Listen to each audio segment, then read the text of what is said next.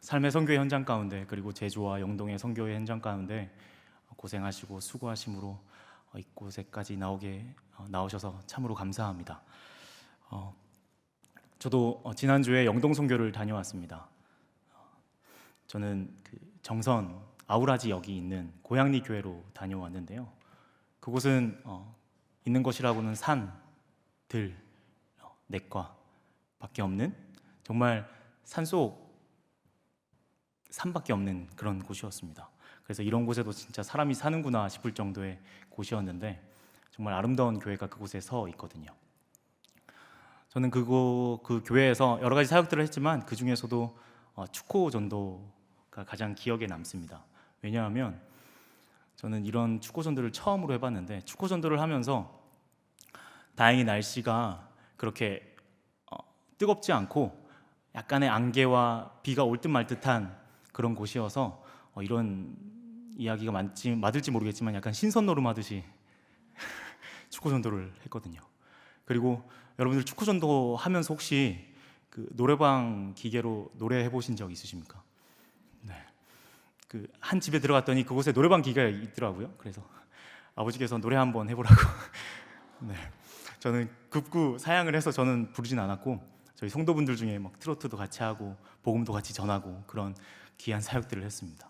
또 한 집에서는 정말 낭만 있는 할아버지와 할머니였는데, 할아버지가 너무나 사랑해서, 할머니를 너무나도 사랑해서 그네 하나를 만들어 줬어요.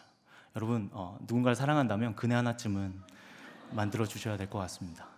그래서 그네도 타고 복음도 전하는 그런 재미있는 일들을 했고, 또 한 집에 가니까 정말 뻥 안 치고 가마솥이 이 강대상만 했습니다. 네.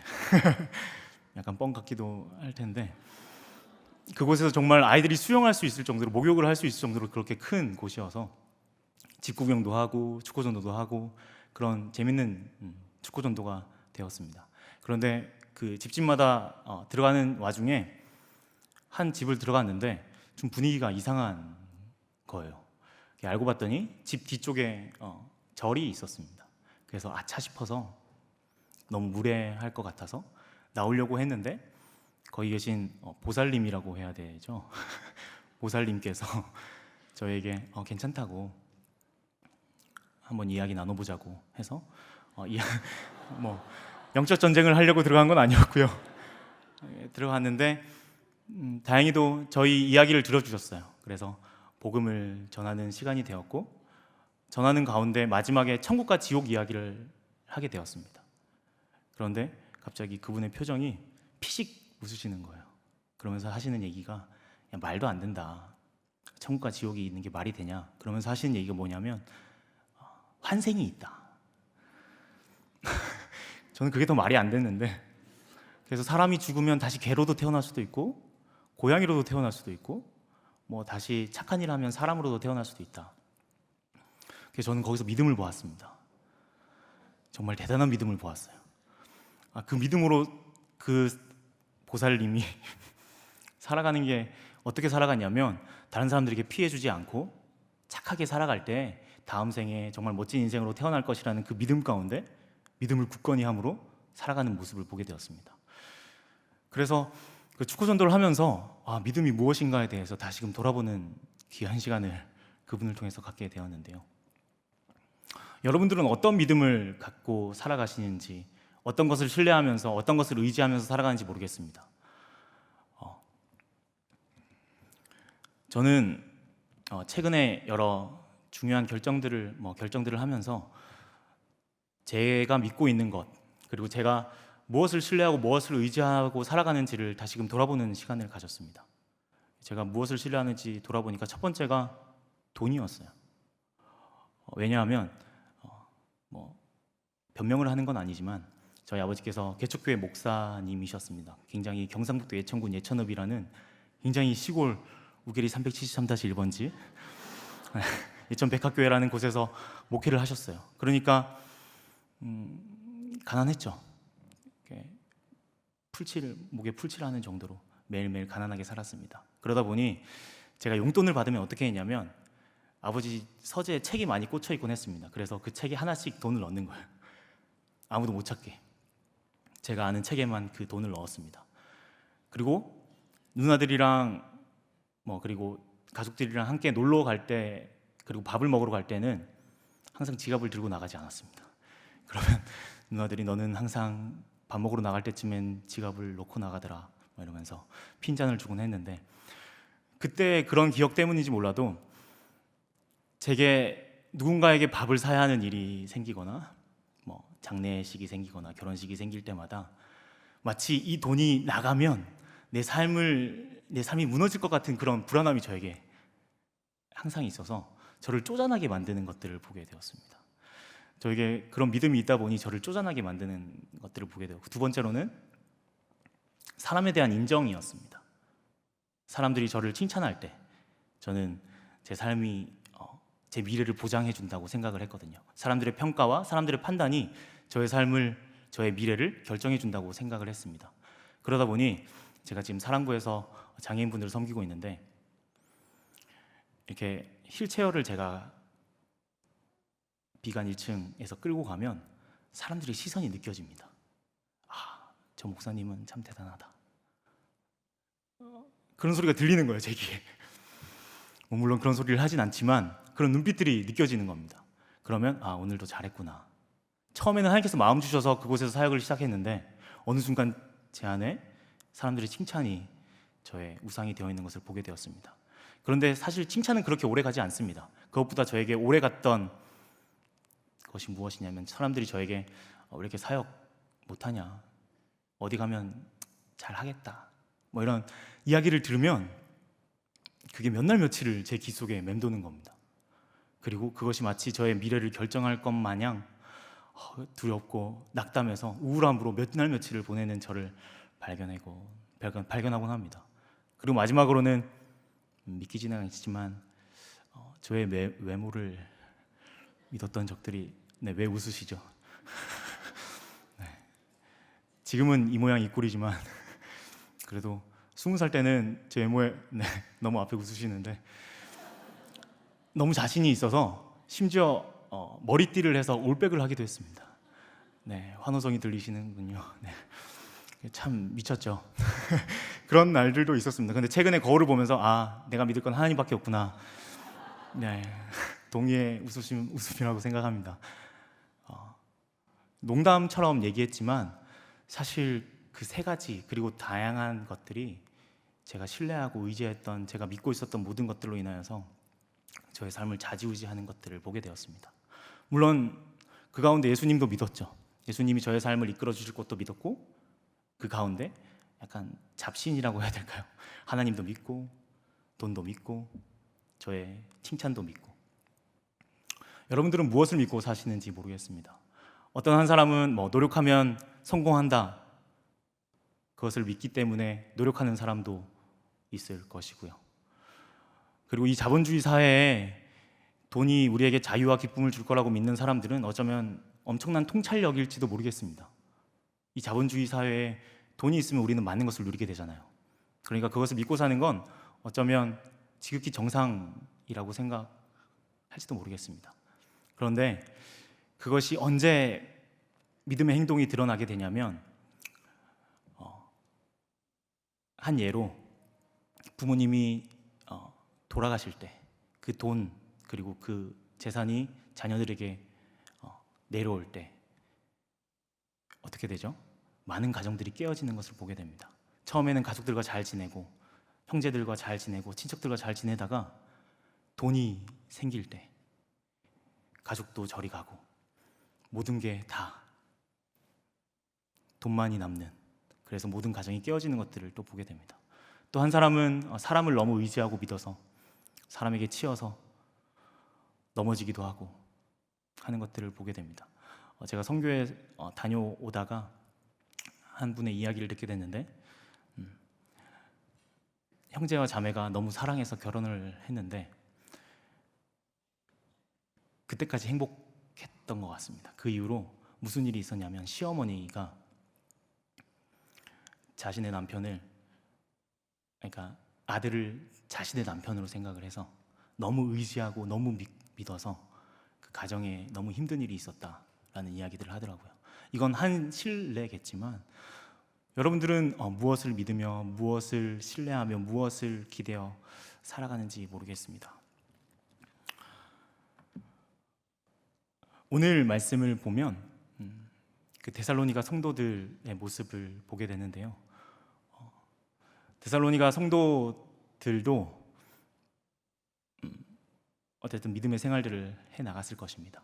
그런데 바울이 그 데살로니가 성도들의 믿음 생활이 너무 궁금했다라고 데살로니가 전서에는 고백하고 써놓고 있습니다. 왜 그 믿음 생활이 궁금했냐면 바울이 데살로니가 지역으로 가서 복음을 전했습니다. 그 복음을 전했을 때 믿는 사람들이 넘치는 일들이 일어났습니다. 그게 너무 감사하고 기뻤지만 또 한편으로는 그 사역을 시기하고 질투하는 이들이 있었습니다. 그래서 바울을 어떻게 했냐면 그 데살로니가로부터 지역으로부터 쫓아냈죠.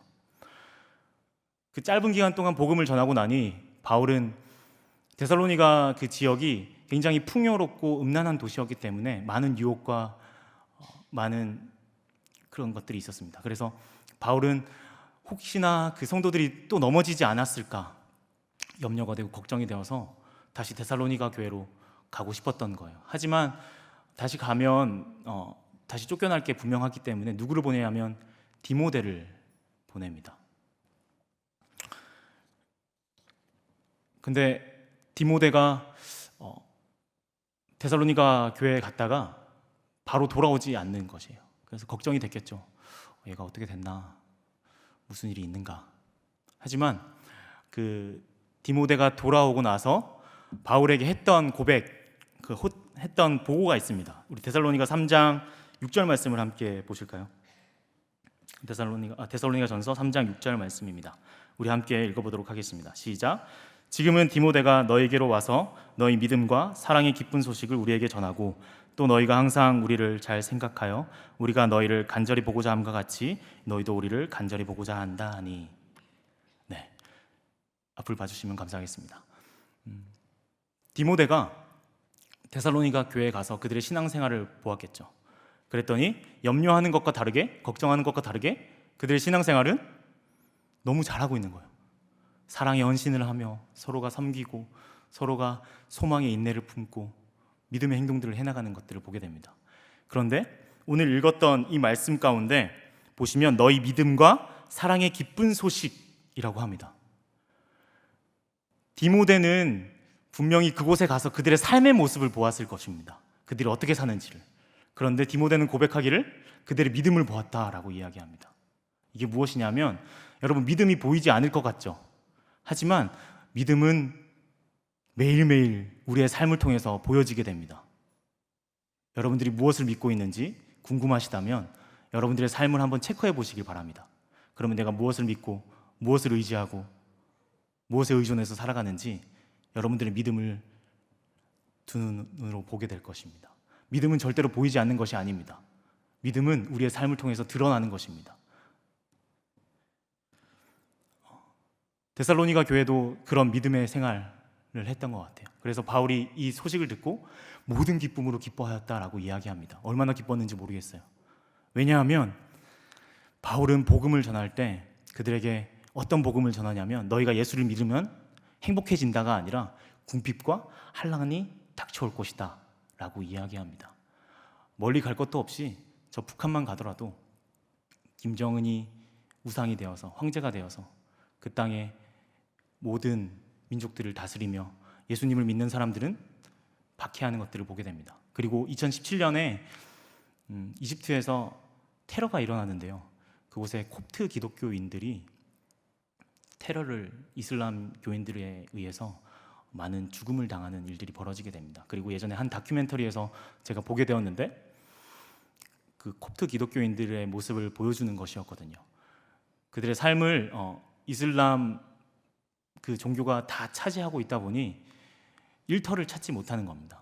그리고 삶을 영위할 수가 없어서 쓰레기에서 자신이 먹을 것 그리고 입을 것을 찾아내는 모습들을 보면서 데살로니가 교인들의 모습이 그렇게 그런 모습일 수도 있을 터이고 그리 아니할 수도 있지만 그렇게 궁핍과 환란이 그 데살로니가 교인들에게도 동일했다고 이야기합니다.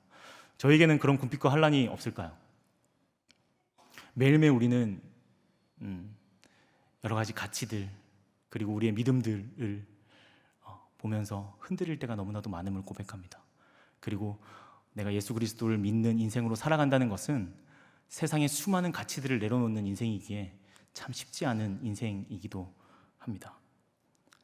하지만 그 데살로니가 교회 성도들이 그런 궁핍과 환난 가운데서도 예수님을 믿고 의지함으로 살아갈 수 있었던 이유가 도대체 무엇일까요? 그것은 로마서 5장 말씀에 나오는데요. 그들은 믿음으로 말미암아 의롭게 되어서 하나님과 어떻게 되었다 이야기하냐면 화평하였다 이야기합니다. 화평이 무엇이죠? 화목입니다. 마치 땅에서 나무가 박혀 있을 때는 영양분을 받아들여서 열매를 맺고 열매를 맺고 그리고 가지에 수많은 잎사귀를 내면서 생명을 뿜어냅니다. 하지만 그 땅에서 식물이 뽑히면 어떻게 되죠? 시들어서 죽어가기 시작합니다. 마치 우리의 인생이 뽑혀서 시들며 죽어가는 인생이었는데 하나님께서 예수 그리스도를 우리에게 죽이심으로 말미암아서 우리의 죽음을 대신 치러주시고 우리를 하나님과 화목하게 하셔서 하나님의 그 영원하신 그 기쁨과 우리가 하나님으로부터 창조되었기 때문에 하나님으로부터 나오는 모든 것들을 우리에게 누리게 해주셨습니다. 그런데 우리는 그럼에도 불구하고 환난 가운데 넘어지는 모습들을 보이죠. 그러나 이 데살로니가 교회 성도분들은 환난은 인내를 낳고 인내는 연단을 낳아서 연단은 무엇을 낳는다고 하죠? 소망을 낳습니다. 근데 그들은 소망을 부끄러워하지 않았어요. 왜 부끄러워하지 않았을까요? 왜 부끄러워하지 않았을까요? 그 이유는 무엇이냐면 그들이 죄인 되었을 때, 그들이 연약할 때 마치 이런 모습입니다. 우리 여름 되면 바깥에 공원이나 식당을 가보면 그 파리, 모기, 하루살이 같은 벌레들이 많기 때문에 그들을 없애려고 그 파란 불빛 같은 거 아시죠? 그쪽을 지나가면 항상 탁탁탁탁탁 이런 소리가 납니다. 근데 재밌는 것은 그 곤충들이, 그 벌레들이 그쪽으로 가게 되면 옆에 보면 누가 있어요? 오빠, 누나, 막 형제들이 있단 말이죠, 벌레들이. 그럼에도 불구하고 자신의 몸을 불사릅니다. 그곳에 죽음을 향해 달려나가는 모습이에요. 우리 인간들이 진짜 똑똑하고 지혜롭고 하는 것처럼 보이지만 어쩌면 그 벌레와 다를 바가 없습니다. 예수님 믿지 않은 자들은 그 죽음을 향해 달려나가는 그 모습이 마치 벌레와 동일해요. 그렇게 벌레처럼 우리가 죽음을 향해서 달려가는 우리의 인생을 예수님께서 어떻게 하시냐면 붙잡으세요. 붙잡아서 딱 생명의 자리에 놓으시고 예수님께서 홀로 그 강약 가운데 어린 양으로 내버려지셔서 죽음을 당하시고 우리의 죽음을 대신 걷어가시고 우리를 영원한 기쁨 가운데 거하게 하십니다. 그러니 데살로니가 성도들은 그 소망이 절대 부끄럽지 않은 것이에요. 왜냐하면 그 예수 그리스도께서 다시 오셔서 나에게 영원한 기쁨을 주실 것을 알았고 그 말씀 가운데 그것이 허무맹랑한 이야기가 아닌 것이 무엇이냐면 성경을 통해서 보면 하나님께서 이루신 말씀하신 그 약속들이 아브라함, 이삭, 야곱, 다윗 그리고 수많은 인물들을 통해서 그 약속들을 이뤄 나가시는 그 미쁘신 하나님을 말씀 통해서 계속 보여주시거든요. 그래서 그 데살로니가 성도들은 그 소망이 절대로 끊어질 수 없었고 부끄럽지 않았고 그 환난과 핍박 가운데 거뜬히 살아갈 수가 있었습니다. 질문 하나만 하겠습니다. 여러분들은 여러분들의 값어치를 얼마라고 생각하세요? 나는 연봉을 한 3천 받으니까 3천만 원짜리야. 나는 연봉을 한 5천 받으니까 5천 정도 되는 존재야. 저기 해외 호나우도 축구 선수들 보면 일주일에도 몇 억씩 본다는데 참 때론 부럽기도 하지만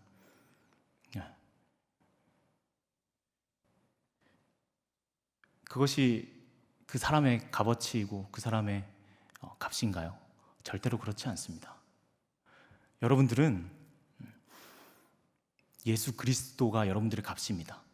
왜냐하면 여러분들을 대신해서 예수 그리스도를 죽으셨기 때문에 여러분들의 값, 누군가가 여러분들의 값어치를 묻는다면 이렇게 얘기하시면 됩니다. 나는 나의 값어치는 예수님이다, 하나님이다 라고 말씀하시면 됩니다. 여러분들의 값어치는 그렇게 대단한 것이에요. 데살로니가 성도들도 그렇게 알고 있었던 것 같습니다. 그래서 택하신 이유를 분명히 알았고 그 귀함을 알았기에 그들은 환난과 핍박 가운데서 살아갈 수 있었습니다. 그런데 그 일들은 성경에 적어놓은 인물들에게만 일어나는 일들이 아닙니다. 제가 청장년, 장년 제자반을 하는데요, 많은 간증들을 듣게 됩니다. 이야기들을 나누면서 많은 이야기들을 듣게 되는데 한 성도분의 이야기가 참 저에게 가슴 깊이 박혔던 적이 있었는데요.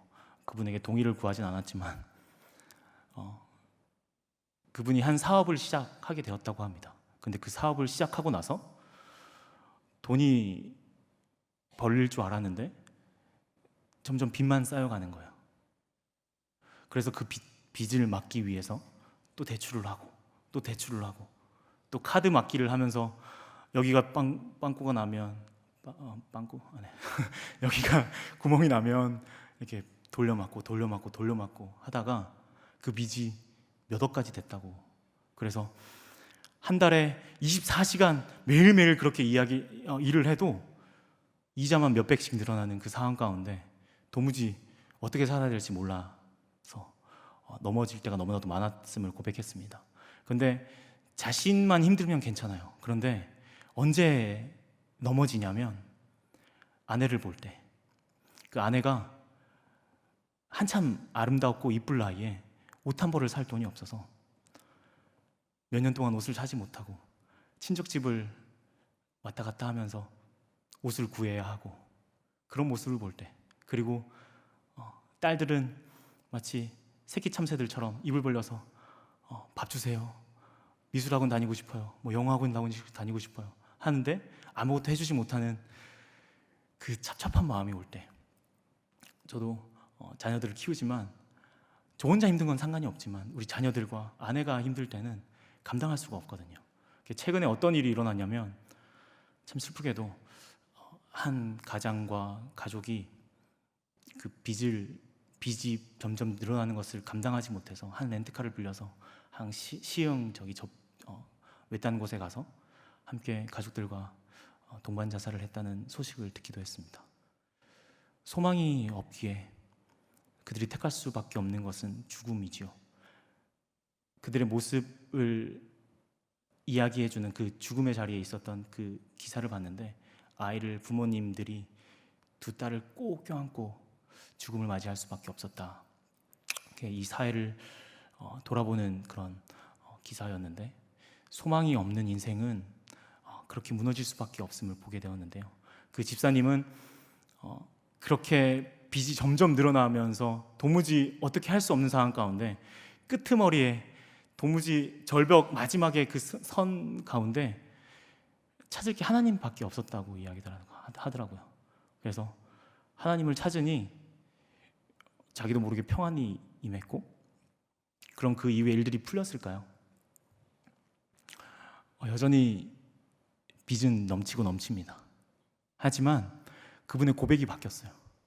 그전에는 힘들고 낙담하여 넘어졌다면 그분이 시간을 내어서 제자반에 온 것도 하나님의 말씀을 듣고 싶어서, 말씀을 들을 때 자신의 믿음이 생기고 하나님을 더욱더 의지할 것을 알았기 때문에 제자반에 나왔다고 고백했습니다.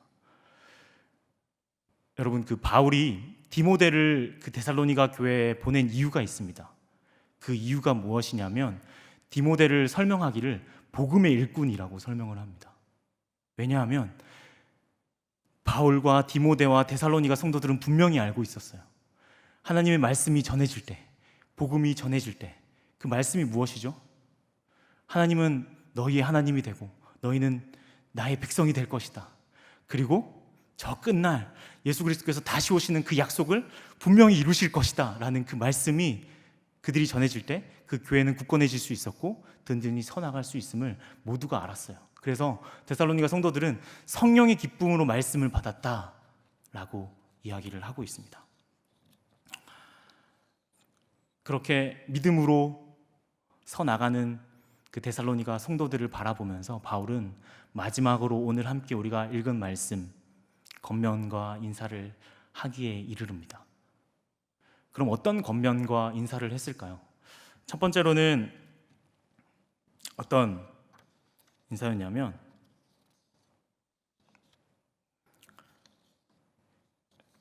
지도자들을 그리고 수고하는 말씀 전하는 자들 그리고 리더들 그리고 헌신하고 사랑을 베푸는 자들을 사랑으로 기이 여길 것, 그래서 기이 여겨라 라고 이야기합니다. 왜냐하면 우리가 그렇잖아요. 말씀을 전하는 목사님, 그리고 말씀을 전하는 리더, 말씀을 전하는 목자, 말씀을 전하는 간사를 신뢰하지 못할 때, 그리고 저 사람은 왜 저렇게밖에 못하지? 라고 비판할 때 그 말씀이 여러분들에게 들어오던가요? 저는 들어오지 않더라고요. 그러니 결국에는 손해가 되는 건 저임을 발견하게 되었습니다. 결국 그 복음에 전해지는 그 말씀을 위해서라도 흠이 있고 어려움이 있고 물론 무너지는 모습들이 분명히 우리 눈에 보이겠지만 그럼에도 불구하고 사랑으로 기이 여길 것을 바울은 부탁하고 권면하고 있습니다. 그리고 화목할 것을 이야기하고 있죠. 그리고 두 번째로는 게으른 자들을 권계하고 마음이 약한 자들 그리고 근심하는 자들을 격려하고 붙들어주라고 이야기를 하고 있습니다. 여러분, 그 성경에 보면 가장 마음이 담대하고 하나님 앞에 믿음 있었던 자를 뽑으라고 한다면 여호수아를 뽑을 수 있을 것 같습니다. 왜냐하면 그 가데스 바네 앞에서 12명의 정탐꾼 중에 여호수아와 갈렙만이 그들을 정복할 수 있다고 믿음으로 말씀을 외쳤잖아요. 그런데 그랬던 여호수아가 여리고성의 앞에 다다랐을 때 여호수아 1장 말씀을 보면 하나님께서 여호수아에게 어떻게 말씀하시죠? 두려워하지 말라, 담대하여라, 강하여라 라고 이야기하고 있습니다. 그러면서 단순히 용기를 내는 것이 아니라 끝절에 하나님께서 뭐라고 이야기하시냐면 내가 너와 함께 하겠다, 그렇기 때문에 강하고 담대하라고 이야기합니다. 제가 농구를 참 좋아합니다. 네. 삼일교에서 농구를 좋아합니다. 네. 그래서 개인적으로 연습할 때도 족구보다 농구를 많이 연습하곤 합니다. 그래서 슛도 나름 생긴 거에 비해서 잘 들어가기도 하고요. 저희 목사님들과 농구할 때면 골도 좀 제법 들어갑니다. 그런데 골이 안 들어갈 때가 있습니다. 그때가 언제냐면 다른 팀하고 대회를 할 때입니다. 다른 교회에서 오기만 하면 슛이 10개 던지면 하나 들어갈까 말까. 그래서 목사님들이 엄청 놀려요. 쫄보라고. 그래서 저희 아내도 항상 이런 노래를 부릅니다. 쫄보 중에 쫄보, 이런 노래를 아내도 옆에서 막 부르면서 놀리곤 하는데요. 그러니까 저희 목사님들하고 할 때는 막 마음이 담대하다가도 누군가 모르는 사람이 와서 하면 제 마음이 완전 막 약해져서 넘어질 때가 많은데 어느 한 날도 대회를 하는 날이었습니다. 그날도 동일하게 슛을 계속 놓쳤죠. 야유를 듣고 교체한다 만다 이런 얘기도 들리고, 근데 또 자존심은 있어서 막 하고 싶고, 그런데 옆에서 어느 한 목사님께서 갑자기 이런 얘기를 하는 겁니다. 넌 할 수 있어. 화이팅. 내가 너한테 패스할게. 넌 최고야. 이런 얘기를 하는 겁니다. 그래서 처음에는 원래 농구를 할 때면 슛을 넣지 못하면 이렇게 은근슬쩍 이렇게 패스를 하지 않거든요. 그런데 갑자기 그 친구가 저에게 패스를 하는 거예요. 제가 어디 자리에 서 있었냐면 3점 슛 자리에 서 있었습니다. 패스를 받아서 던졌죠. 어떻게 됐을까요, 여러분? 네. 못 넣었으면 하는 표정들이신데 넣었습니다. 마치 그 슬램덩크에 나오는 정대만처럼 아주 멋지게 넣었습니다. 제 안에 담대함이 생기더라고요. 왜냐하면 그 친구가 저를 믿어주는 것, 함께 한다는 것, 그것이 저에게 되게 큰 힘이 되었습니다. 그 친구 한 명의 친구라고 얘기해버렸네요. 그 목사님께서 힘을 준 것도 저에게 큰 힘이 되는데, 여기서도 동일하게 바울은 서로 붙잡고 일으켜주라고 이야기하고, 사실 우리의 인생을 돌아보면 여러분, 제가 참 철이 없었을 때는 제 인생을 저 혼자 살아왔다고 생각을 했습니다. 제 혼자 결정하고, 저 혼자 판단하고, 저 혼자 자라왔다고 생각을 했는데, 부모가 되고 아이를 키우다 보니 이게 저 혼자 커나가는 것은 절대로 없더라고요. 아이를 키우면서 던지고 싶을 때가 없었을까요? 수없이 많았습니다. 심지어 제 아내는 아이를 보다가 또 저를 보고 마음에 답답함이 생겨 잠실대교를 달리다가 심지어 자살을 하고 싶은 마음도 들었다고 이야기할 정도로 자녀들을 키우는 엄마들은 참 대단합니다. 그렇게 저는 혼자 자라왔다고 생각을 했지만 그것이 아니었음을 보게 되었습니다. 여기서도 말씀해 보기를 참아주라, 기다려주라, 견뎌주라, 함께해주라. 우리가 선뜻 할 수 없는 것들입니다. 하지만 우리의 삶을 돌아보면, 내 인생을 돌아보면 참 그런 도움과 감사함을 받으면서 살아왔던 것이 우리의 인생임을 보게 됩니다. 그것을 깨닫게 될 때야 비로소 저는 그런 것 같아요. 철이 든다는 건 나 혼자 인생을 살아왔다고 생각하는 것이 아니라 누군가의 도움을 받으면서 살아왔을 때 내가 겸손하게 되는 것, 그것이 철이 들었다고 생각이 됩니다. 네. 그리고 세 번째로는 바울이 건면하기를 기뻐하라, 항상 기뻐하라, 쉬지 말고 기도하라, 범사에 감사하라 라고 이야기합니다. 바울이 전도 여행을 다니면서 많은 고난과 매를 맞고 감옥에 갇혀서 약간 정신이 헷가닥해서 항상 기뻐하라고 이야기했을까요? 여러분, 우리가 뉴스를 보면, 그리고 주변의 소식을 보면, 그리고 나의 인생을 돌아보면 수많은 걱정과 염려 가운데 항상 기뻐할 수 없는 것이 우리의 인생입니다. 여러분들은 아닌 것처럼 저를 바라보고 있는데, 하지만 우리의 주변을 돌아보면 기뻐할 수 없는 이유들이 넘치고 넘칩니다. 그런데도 불구하고 하나님은 항상 기뻐하라 라고 이야기하시는 이유가 도대체 무엇일까요? 그 이유는 우리가 하박국 말씀을 보면 하박국이 경고의 묵시를 받습니다. 그런데 그 경고의 묵시가 뭐냐면 전쟁이 일어나서 수많은 사람들이 죽어나가는 것을 보게 됩니다. 잔인한 시체들이 널려져 있는 것들을 보게 되죠. 얼마나 그것이 무서웠는지 입술을 떨었다, 간담이 녹아들었다라고 고백을 하고 있습니다. 그러면서 하박국이 고백하기를, 그 다음에는 자신의 고백이 있었는데요.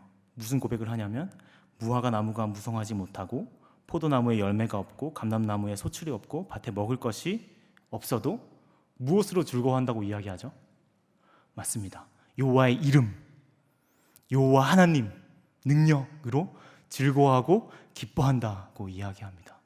여러분, 우리의 기뻐할 수 있는 이유는 다른 여타 어떤 상황 때문에 우리가 기뻐할 수 있는 것이 아니라 말씀에서도 적어 놓았듯이 예수 그리스도 한 분만으로 우리가 기뻐하는 것입니다.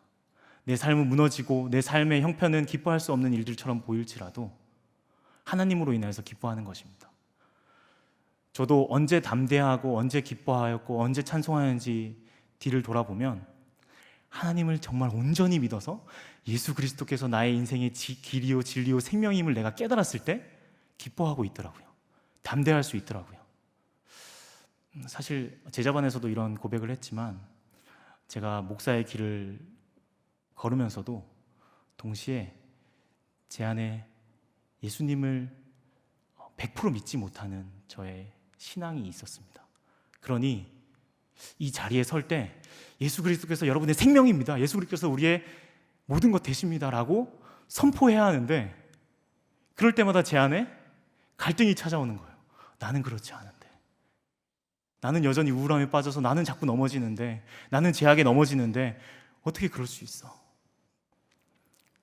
그런데 참 삼일교회에 너무 감사한 것이, 성도분들을 대하면서 그들의 이야기를 대하고 제 입술로 복음을 선포하면서 어느샌가 제 안에 예수 그리스도께서 묵직하게 진짜 나의 생명이시고, 다른 수많은 내가 믿고 있고 의지하고 내가 신뢰하는 것들은 그냥 하나의 신기루처럼 사라지고 연기처럼 사라질 것을 예수 그리스도를 고백할 때 믿겨지더라고요. 결국 내가 예수님을 나의 구주로 정말로 고백할 때 예수님께서 하나님과의 화목제물이 되어주셔서 하나님으로 말미암아 내가 모든 것을 누릴 수 있다고, 하나님으로 인해서 내가 모든 선한 길을 갈 수 있다고 고백하는 순간 내 안에 기쁨이 찾아옴을 발견하게 되었습니다. 여러분들은 어떤지 모르겠습니다. 한번 그런 예수님이 나에게 묵직하게 다가오지 않는다면 구하시길 원합니다. 여러분, 모든 것 구할 때 무엇 주신다고 하시죠? 성령 하나님 주신다고 이야기합니다.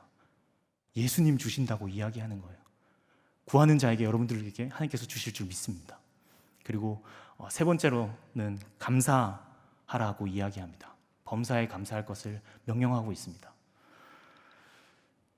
제가 가장 치욕스러워하는 것이 무엇이냐면, 이 화면에 아프리카에 굶어 죽는 이를 보면서, 그리고 장애인을 바라보면서 나의 감사의 고백을 드리는 것입니다. 그것이 얼마나 치욕스럽고 얼마나 제 마음을 들끓게 하는지요. 그건 감사가 아닙니다, 여러분. 그런 상대적인 감사는 나보다 많이 가진 자를 바라봤을 때 곧 원망으로 바뀌어버리게 됩니다. 여러분, 더 이상 그런 상대적인 감사가 아니라 하나님으로 인하여서 절대적인 감사를 하기를 원합니다. 여러분 정말 꼬마일 때 그 도스 게임 페르시아의 왕자 그 하나만 얻어도 너무 기뻤잖아요. 500원짜리 아이스크림 하나만 사줘도 너무 감사했잖아요. 하나님께서 여러분들이 구하셔도 주지 않으신다면 그 이유가 있는 줄 믿습니다. 여러분들에게 주신 것에 감사하며 하나님의 이름을 감사하며 하나님께서 여러분들을 가장 선하신 길로 이끄실 것을 믿고 감사하는 여러분들이 되길 축복합니다. 그래서 어떤 찬양은 그럼에도 감사, 그럼에도 불구하고 감사, 그리 아니하실지라도 감사, 그리 하실지라도 감사, 그래서 감사, 뭐 그런 찬양이 있더라고요. 죄송합니다. 무조건 감사하라는 것이 아니라, 그럼에도 그렇게 아니하실지라도, 그렇게 하실지라도 그 하나님이 우리를 가장 선하신 길로 이끄실 것을 믿기에, 그리고 약속대로 소망으로 다시금 우리 가운데 오실 그 예수님을 믿고 나아가는 여러분들, 그리고 감사하는 여러분들이 되기를 축복합니다. 그리고 기도하라고 이야기합니다. 어떤 목사님은 말씀은 밥과 영양분이고 기도는 호흡이다라고 이렇게 이야기들을 하더라고요. 근데 어떻게 기도를 호흡처럼 할 수 있을까? 항상 기도하라라고 하는데 어떻게 기도할 수 있을까? 근데 기도할 수 있겠더라고요. 왜냐하면 제가 아까 농구를 좋아한다라고 얘기했는데, 농구를 진짜 좋아할 때는 매일매일 그 기사만을 찾습니다. NBA 기사건, KBL 기사건, 계속 그것만 봐요. 그리고 제 옆에 주식을 정말 좋아하는 분이 한 분 계셨거든요. 계속 주식만 봅니다. 결국 우리가 하나님을 사랑하고 하나님을 찾으면 항상 기도할 수 있습니다. 항상 하나님만을 찾을 수 있어요. 어떤 문제가 있건 어떤 어려움이 있건 하나님께 묻는 것입니다. 나의 결정과 나의 고민과 나의 판단으로 그 문제를 해결하는 것이 아니라, 하나님 어떻게 해야 합니까? 물을 수 있는 것입니다. 하지만 여러분, 이것을 기뻐하고 감사하고 기도하는 것, 이게 나의 의지와 나의 믿음으로 할 수 있다면 명령도 하지 않겠죠. 하지만 그 뒤에 하나님의 뜻이니라 하고 이야기하는 것은 이 모든 것이 하나님의 의지다라는 것이에요.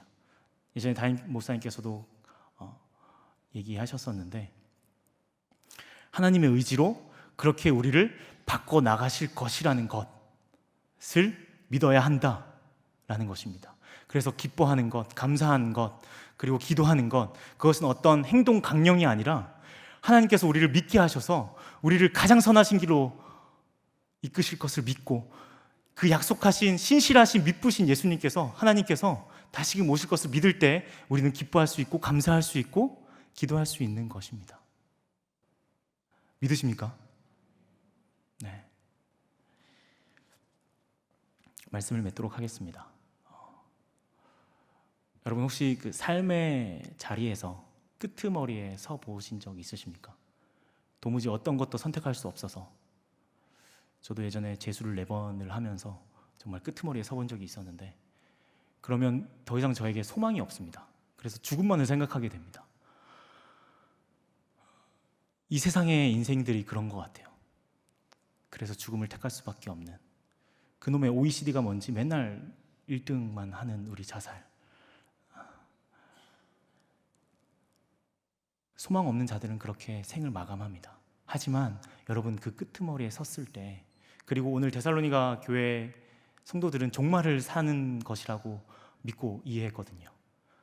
종말을 살고 있는 여러분들에게 삶의 끝자락에서 더 이상 아무것도 선택할 수 없을 때 누군가가 기뻐하고 감사하라고 기도하라고 하면 그게 씨알이나 먹히겠어요? 먹히지 않겠죠. 하지만 여러분들의 인생을 가장 선하신 길로 이끄실 것을 믿음으로, 그리고 이 말씀 가운데 하나님께서 약속하신 것은 무조건 이루신다는 그 하나님을 신뢰함으로, 그분만을 의지할 때 우리는 비로소 그때야 감사할 수 있고 기도할 수 있고 기뻐할 수 있는 것입니다. 그러면 우리의 믿음은 자연스럽게 드러나는 것입니다. 너의 믿음을 보여줘 라고 할 때 하하 이렇게 가짜 웃음을 짓는 게 아닙니다. 어쩌면 우리의 인생은 하나님께서 수많은 가치 가운데 그 가치들을 걸러내기 위해서, 내가 의지하고 믿고 있는 것들을 하나하나 걸러내기 위해서 우리의 인생을 연장하시는 것 같아요. 결국 그것들을 하나하나 걸러냈을 때 결국에 하나 남는 것, 하나님만이 우리의 소망임을 믿도록 하기 위해서 우리의 인생의 하루하루를 허락하신 것 같습니다. 오늘 이 말씀을 듣고 기도하는 여러분들의 삶 가운데 그 뒷장의 말씀을 또 보면 가장 좋은 것을 찾으라라고 이야기하는데요. 여러분 한번 쫙 펼쳐봤으면 좋겠습니다. 여러분들이 믿고 신뢰하고 의지하는 것들이 무엇인지 하나하나 쫙 펼쳐놓고 무엇이 헛되고 무엇이 진짜인지, 무엇이 가치 있는 것인지 살펴보기를 원합니다. 그래서 여러분들의 인생 가운데 가장 가치 있는 것을 항상 선택하는 여러분들의 인생이 되길 축복합니다. 함께 기도하였으면 좋겠습니다.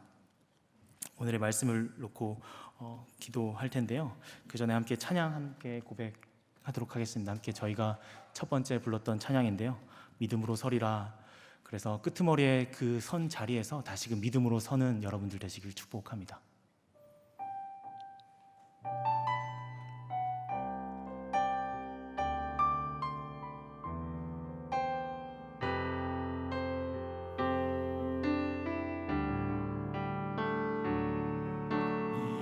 이곳에 임하신 하나님 나라, 가난한 마음으로 바라보리라.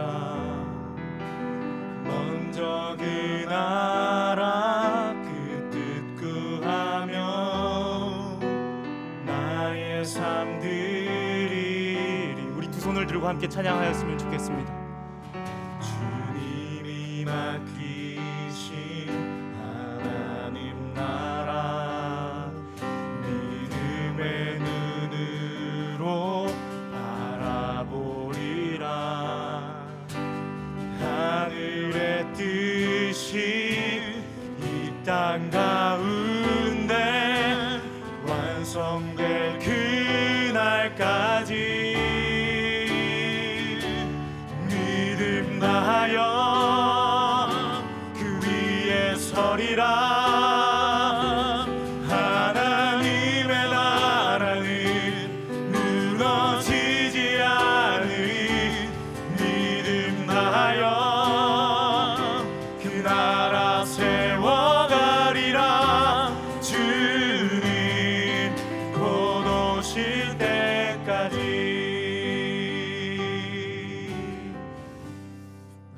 기도하도록 하겠습니다. 하나님, 끄트머리에 섰을 때 더 이상 기도할 수도 없고 기뻐할 수도 없고 감사할 수도 없는 자리에 섰을 때 하나님, 다시금 하나님만을 믿게 하여 주시옵소서.